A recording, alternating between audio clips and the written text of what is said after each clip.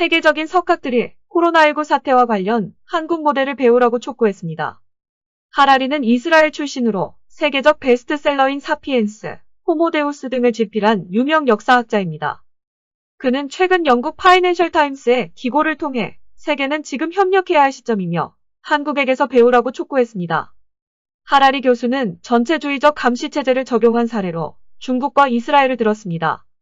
반면 투명한 정보 공개와 시민들의 협조로 감염 확산을 저지한 성공적인 사례로는 한국을 들었습니다.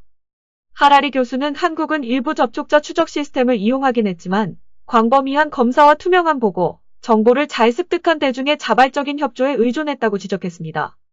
노벨 경제학상 수상자이자 뉴욕타임스의 명칼럼니스트인 크루그먼 교수도 자신의 칼럼을 통해 왜 트럼프는 한국에서 배우지 못하는가라며 한국을 코로나 대처의 모범국이라고 평가했습니다. 2008년 노벨 경제학상 수상자인 폴 크루그먼 미국 뉴욕시립대 교수는 코로나19에 대한 도널드 트럼프 행정부의 대응을 비판하는 한편 한국 정부를 한껏 지켜 세웠습니다. 크루그먼 교수는 두 나라 모두 지난 1월 20일 첫 확진 환자가 발생했다. 그러나 한국은 광범위한 검사를 하기 위해 빠르게 움직였다. 한국에서 코로나19는 점점 줄어들고 있다고 전했습니다. 반면 미국에서는 이제 겨우 검사가 시작됐을 뿐이다. 한국에선 29만 명이 검사를 받을 동안 미국은 겨우 6만 명을 검사하는 데 그쳤다. 미국이 실패한 궁극적인 원인은 트럼프 대통령이 위협을 과소평가한 데 있다고 일갈했습니다. 그는 트럼프 대통령이 자신의 최대 지적으로 꼽는 미국의 주가 상승을 유지하기 위해 의도적으로 코로나 위험을 무시했다고 꼬집었습니다. 그는 이같이 주장하며 트럼프 대통령은 한국에서 배워야 한다고 강조했습니다. 한국과는 다른 길을 가던 이탈리아가 코로나19 피해가 폭발적으로 확산되면서 결국 한국의 코로나 대응 모델에 대한 본격적인 연구에 들어갔습니다. 바이러스 확산 속도를 조금이라도 늦추려면 감염자를 접촉한 사람들을 정밀 추적해 바이러스 검사를 하고 양성이 나오면 즉각 격리하는 한국의 대응 방식이 유일한 해법이라는 판단을 했다고 합니다.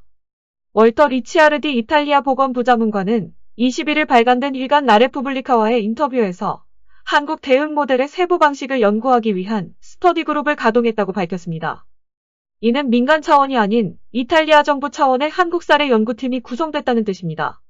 세계보건기구 WHO 이사회 일원이기도 한 리치아르디는 최근 며칠 동안 이탈리아와 한국의 코로나19 관련 그래픽을 비교 분석했는데 보면 볼수록 한국의 대응 전략을 따라야 한다는 확신이 든다며 보건장관의 동의를 구해 이탈리아도 이를 채택해야 한다고 제안할 것이라고 강조했습니다.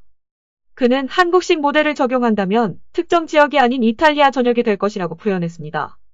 한국은 감염자와 접촉한 이들과 가벼운 증상을 가진 사람을 신속하게 추적해 모두 바이러스 검사를 합니다. 검사에서 양성 반응을 보인 사람들은 증상 정도에 따라 곧바로 자가격리하거나 병원에 입원시켜 추가 확산을 최소화하고 있습니다. 접촉자 등을 추적하는 역학조사에는 국민건강보험공단이 보유한 의료 데이터와 스마트폰의 위치 추적 기능, 신용카드 사용 내역, CCTV 등의 자료가 모두 활용됩니다. 3월 22일 현재 이탈리아는 누적 확진자 수 47,021명으로 한국의 5배에 이르며 누적 사망자 수 4,032명은 한국에 비해 무려 40배나 많은 상황입니다. 반면 누적 검사 수는 한국이 32만 7,509건으로 이탈리아 20만 6,886명의 1.6배에 이릅니다. 세계 의료정책 담당자들은 한국이 중국이나 유럽과 같이 바이러스 거점 지역의 출입을 차단하거나 전국민 이동제 한령 등의 봉쇄 정책을 쓰지 않고 바이러스 확산세를 진정시켰다는 사실에 주목합니다. 엘리코 부츠 미 필라델피아 템플대 교수는 한국의 코로나19 그래프 곡선은 방역 대책이 작동하며 또한 바이러스 억제가 가능하다는 것을 보여준다고 분석했습니다.